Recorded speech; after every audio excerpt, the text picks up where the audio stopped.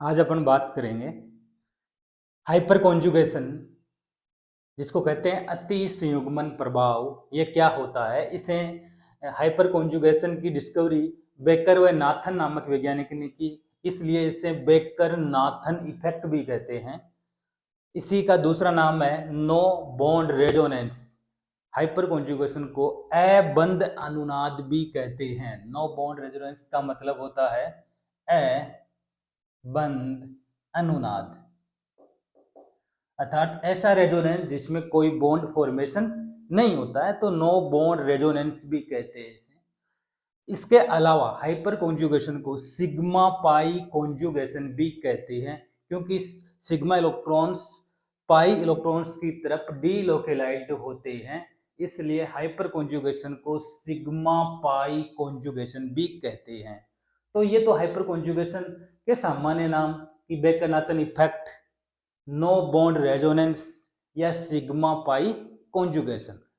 अब hyperconjugation क्या होता है, कैसे इसको एक्सप्लेन करें? तो इसमें क्या होता है कि जो CH बॉन्ड है, इसके CH बंध के कार्बन और हाइड्रोजन के मध्य एकल बॉन्ड है, सिंगल बॉन्ड है, और सिंगल बॉन्ड होने के कारण इसे सिग्मा बॉन्ड कहते हैं। और सिग्मा बॉन्ड के जो इलेक्ट्रॉन्स होते हैं उनको कहते हैं सिग्मा इलेक्ट्रॉन। तो CH बंध के जो सिग्मा इलेक्ट्रॉन है, किसी भी कंपाउंड में CH बंध के सिग्मा इलेक्ट्रॉन्स का क्या होता है? डीलोकेलाइजेशन होता है, विस्थानीकरण होता है। CH बॉन्ड के सिग्मा इलेक्ट्रॉनों का डीलोकेलाइजेशन किधर होता है? या तो डबल बॉन्ड, या फिर पॉजिटिव चार्ज, या फिर फ्री रेडिकल की तरफ डीलोकेलाइजेशन की इस फिनोमिना को हाइपर कॉन्जुगेशन कहते हैं। एक तरह से रेजोनेंस है, लेकिन रेजोनेंस में क्या होता है कि डबल सिंगल डबल या वो कंडीशन होती है, जबकि इसमें जो डीलोकेलाइजेशन होता है वो सिग्मा इलेक्ट्रॉन्स का होता है। तो मैं दोबारा बोल रहा हूँ, CH बंध के सिग्मा इलेक्ट्रॉनों का delocalisation towards the double bond या पॉजिटिव चार्ज या free radical is called hyper conjugation. जैसे मान लो कि मैं बात करूं ऐसे कि ये जो सिग्मा इलेक्ट्रॉन्स हैं, इसका एग्जांपल लिखते हैं कि C हाइड्रोजन हाइड्रोजन हाइड्रोजन, इस प्रकार से एक कंपाउंड लिखा मैंने, फिर CH डबल बॉन्ड CH2। ये कोई एल्कीन है, 3 कार्बन की एल्कीन जिसे प्रोपीन कहते हैं। तो इस प्रोपीन में जो एल्कीन है, इससे जुड़ा जो कार्बन है ये अल्फा कार्बन कहलाता है। तो इस अल्फा कार्बन का जो CH बॉन्ड है ये सिग्मा इलेक्ट्रॉन है। तो ये जो सिग्मा इलेक्ट्रॉन्स हैं इनका माइग्रेशन होता है टुवर्ड्स द पाई बॉन्ड, पाई बंध की तरफ या पाई इलेक्ट्रॉन्स की तरफ। तो इस प्रकार के माइग्रेशन से H C H, इसके इलेक्ट्रॉन चले गए तो प्लस चार्ज आ गया, यहाँ पे हो गया डबल बॉन्ड CH और CH2 माइनस। तो ये दोनों स्ट्रक्चर आपस में हाइपर कॉन्जुगेटिंग स्ट्रक्चर्स कहलाती है। क्लियर? तो या तो ये कंडीशन हो कि CH बंध के सिग्मा इलेक्ट्रॉनों का पाई बॉन्ड की तरफ डीलोकेलाइजेशन। सेकंड कंडीशन कि ऐसा ही कंपाउंड है, ये अपन ने लिखा और यहां पे लिख दिया CH2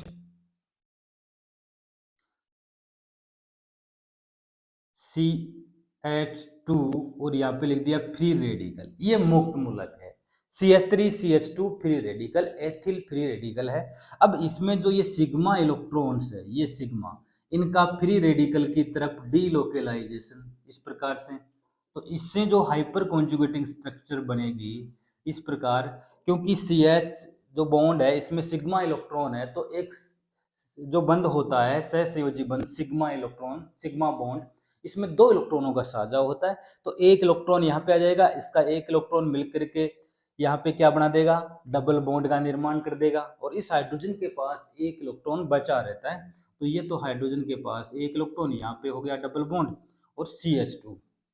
तो ये दोनों आपस में हाइपर कॉन्जुगेटिव स्ट्रक्चर्स है। इसी प्रकार जो थर्ड कंडीशन है जिसको मैं यहाँ पे लिख देता हूं कि मैंने ऐसे लिखा CH और यहाँ पे लिख दिया CH2 प्लस चार्ज, कार्बोकेटाइन हो गया एक तरह से, कार्बन पे पॉजिटिव चार्ज, इट मीन्स ये क्या है, कार्बोकेटाइन है। तो ये सिग्मा इलेक्ट्रॉन्स आएंगे यहाँ पे, तो इससे जो हाइपर कॉन्जुगेटिंग स्ट्रक्चर बनेगी तो हाइड्रोजन पे आ जाएगा प्लस H, यहाँ पे आ जाएगा डबल बॉन्ड CH2। तो ये दोनों हाइपर कॉन्जुगेटिंग स्ट्रक्चर्स है। इसका मतलब ये हुआ कि हाइपर कॉन्जुगेशन क्या होता है।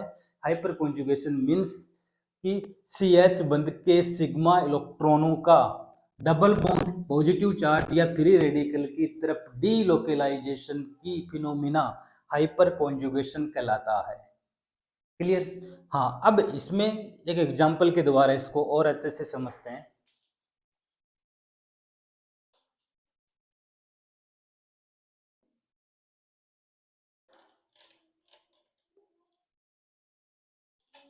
कि जैसे मान लो मैंने लिखा एक सिंपल सा कंपाउंड एल्कीन ही ले लेते हैं, तो ये 3 कार्बन की एल्कीन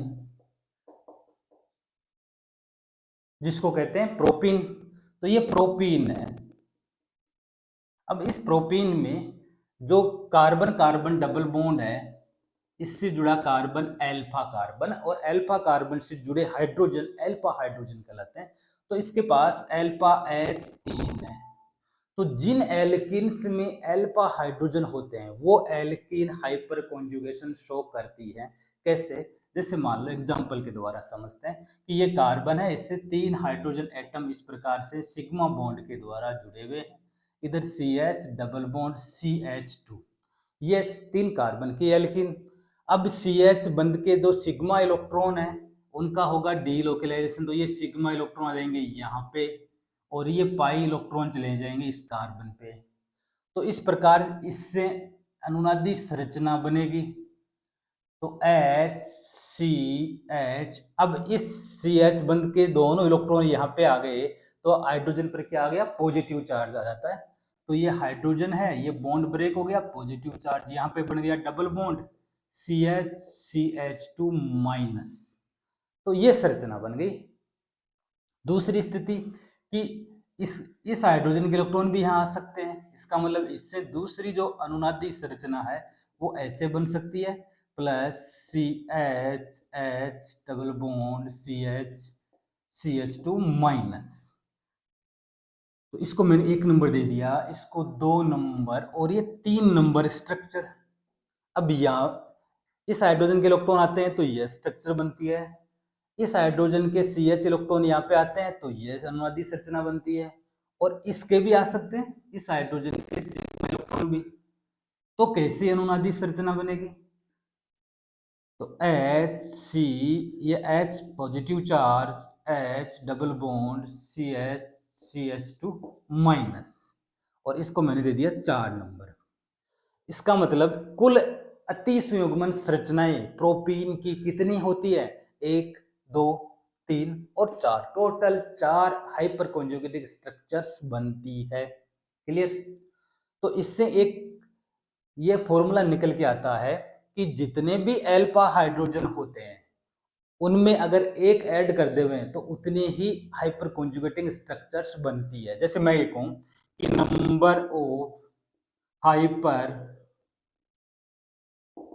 कॉन्जुगेटिंग स्ट्रक्चर्स, तो ये हो जाएगा number of alpha H plus 1, number of alpha H plus 1। इस फॉर्मूले की सहायता से किसी भी कंपाउंड में अति संयुग्मन संरचनाओं की संख्या ज्ञात कर सकते हैं। तो ये एल्कीन की हाइपर प्रोपीन की अति संयुग्मन संरचनाएं 4 हैं, और किसी भी एल्कीन में जितनी ज्यादा हाइपर कॉन्जुगेटिंग स्ट्रक्चर्स बनेगी उस एल्कीन की स्टेबिलिटी उतनी ही अधिक होती है। इसका मतलब अपन ये कह सकते हैं कि किसी भी एल्कीन में जितने अधिक अल्फा हाइड्रोजन होते हैं उस एल्कीन की स्टेबिलिटी उतनी ही अधिक होती है। क्लियर? तो ओवरऑल ये क्लियर हुआ कि number of alpha H increase then stability of alkene increase. Stability of alkene increase. Stability क्यों बढ़ेगी? क्योंकि हाइपर कॉन्जुगेटिंग स्ट्रक्चर्स बढ़ेगी, number of hyperconjugating structures increase. Alpha H बढ़ेंगे, स्टेबिलिटी बढ़ेगी एल्कीन की। क्यों बढ़ेगी? क्योंकि number of hyperconjugating structures बढ़ेगी। जैसे अपन एक एग्जाम्पल के द्वारा एक्सप्लेन करते हैं, जो कॉम्पिटिटिव एग्जाम्स में पूछा जाता है।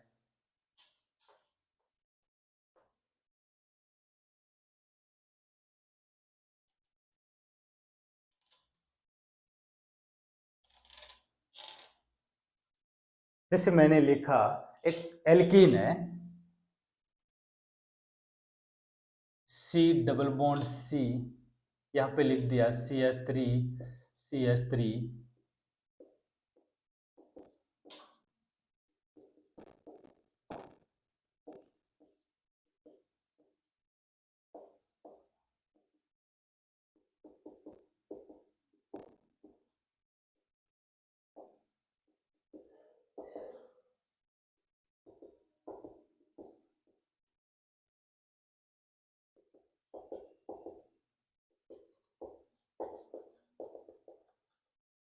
ये कोई एल्कीन्स हैं। अब इन एल्कीन्स की स्टेबिलिटी लिखनी है, तो मैंने इसको 1 नंबर दे दिया, इसको 2 नंबर, इसको 3, 4 और 5, टोटल 5 एल्कीन्स हैं।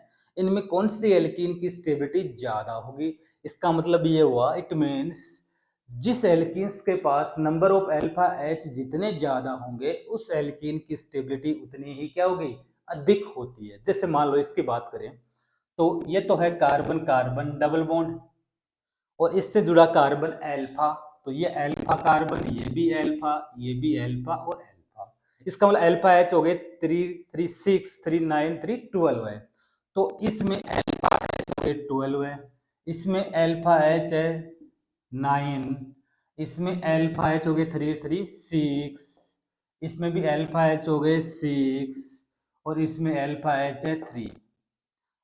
इसका मतलब ये है कि सबसे ज्यादा जो अल्फा एच है वो इस एल्कीन में है। इसका मतलब इस एल्कीन की स्टेबिलिटी सबसे ज्यादा होती है। तो इनका स्टेबिलिटी ऑर्डर लिखे हैं अपन, स्टेबिलिटी ऑर्डर, तो सबसे ज्यादा स्टेबल 1 नंबर हो जाएगी ये वाली एल्कीन।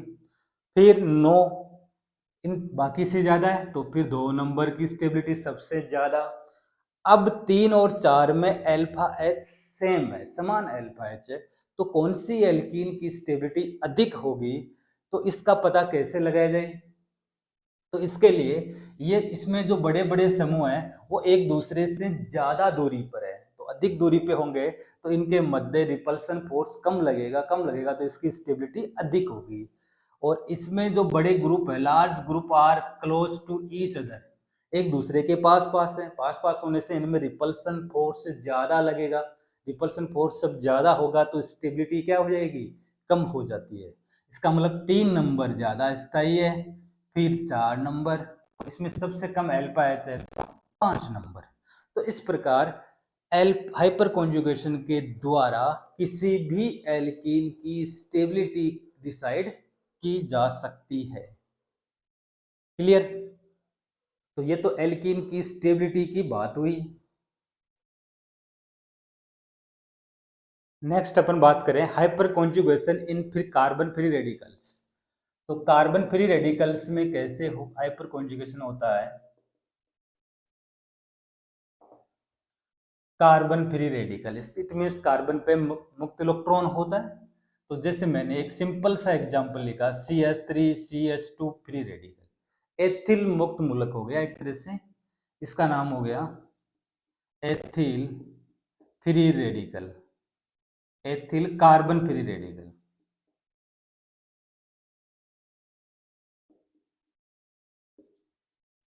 या एथिल फ्री रेडिकल बोल दो, एथिल मुक्त मूलक है एक तरह से। अब इस एथिल फ्री रेडिकल की बात करें अपन, तो इसमें हाइपर कॉन्जुगेशन किस प्रकार से होता है इसकी स्टडी करते हैं। तो सबसे पहले इसकी स्ट्रक्चर फॉर्म लिख देता हूं मैं। कार्बन, इससे 3 हाइड्रोजन एटम जुड़े हुए हैं, और दूसरा कार्बन जिससे 2 हाइड्रोजन एटम अटैच है, इस टाइप से। और कार्बन के पास एक मुक्त इलेक्ट्रॉन है, फ्री इलेक्ट्रॉन है। क्लियर। अब जो फ्री इलेक्ट्रॉन मुक्त फ्री कार्बन है, इससे जुड़ा कार्बन अल्फा और इससे जुड़े हाइड्रोजन अल्फा एच। अब जो ये सी एच बंध के 2 इलेक्ट्रॉन है, इस एक सिग्मा जो बॉन्ड होता है, इसमें 2 इलेक्ट्रॉनों की शेयरिंग होती है, 2 इलेक्ट्रॉन साझा करके बनाते हैं। तो इसके अंदर 2 इलेक्ट्रॉन है। अब एक इलेक्ट्रॉन यहाँ पे आ जाएगा, इसका ये कार्बन के पास एक इलेक्ट्रॉन है, ये इलेक्ट्रॉन यहाँ पे आ जाएगा, दोनों इलेक्ट्रॉन मिलकर के यहाँ डबल बॉन्ड बन जाएगा और एक इलेक्ट्रॉन इस हाइड्रोजन पर बचा रहता है। तो इससे एक तो ये वाली स्ट्रक्चर बन जाएगी एच सी, ये हाइड्रोजन पर एक इलेक्ट्रॉन, ये बॉन्ड ब्रेक हो गया, डबल बॉन्ड सी एच और एच। अब कार्बन और हाइड्रोजन के मध्य कोई बॉन्ड नहीं है, इसलिए इसको नो बॉन्ड रेजोनेंस कहते हैं। तो एक स्ट्रक्चर ये है। इसी प्रकार इसके इलेक्ट्रॉन भी इधर आ सकते हैं।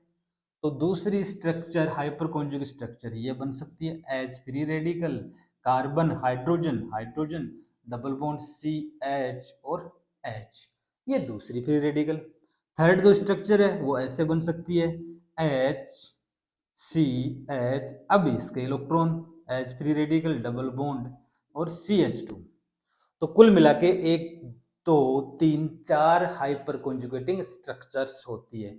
तो एथिल फ्री रेडिकल की कुल 4 हाइपर कॉन्जुगेटिंग स्ट्रक्चर्स बनती है, और जितनी ज्यादा हाइपर कॉन्जुगेटिंग स्ट्रक्चर्स होगी, उस एथिल रेडिकल की स्टेबिलिटी भी उतनी ही ज्यादा होती है।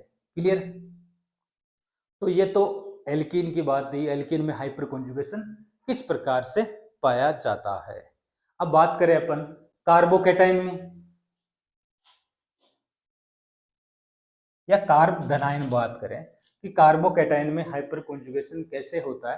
तो सिंपल सी बात है कि जैसे CH2 प्लस एथिल कार्बोकेटाइन है, अब इसमें भी अल्फा एच 3 है और number of alpha H increase होगी, तो कार्बोकेटाइन की स्टेबिलिटी भी क्या होगी, बढ़ती है, क्योंकि अतिश युग्मन संरचनाओं की संख्या बढ़ती है। अब इसको लेके कार्बन के पास 3 हाइड्रोजन एटम है और ये इसके पास CH2 इस पे पॉजिटिव चार्ज है, इसका मतलब CH बंध के दोनों इलेक्ट्रॉन यहाँ पे आ जाएंगे। तो इससे जो संरचना बनेगी वो HCH डबल बॉन्ड CH2, ये भी आ सकते हैं। तो इससे इस प्रकार से ये H प्लस अलग हो जाएगा। इसी प्रकार H plus CH double bond CH2 और H plus double bond CH2, 3 hydrogen है तो 1 2 3 और एक स्वयं हो गई, कुल 4 अति संयुग्मन संरचनाएं बनती है। तो इनको कहते हैं हाइपर कॉन्जुगेटिंग स्ट्रक्चर्स। ये सब कहलाती है हाइपर कॉन्जुगेटिंग स्ट्रक्चर्स, अति संयुग्मन संरचनाएं। क्लियर। Thank you.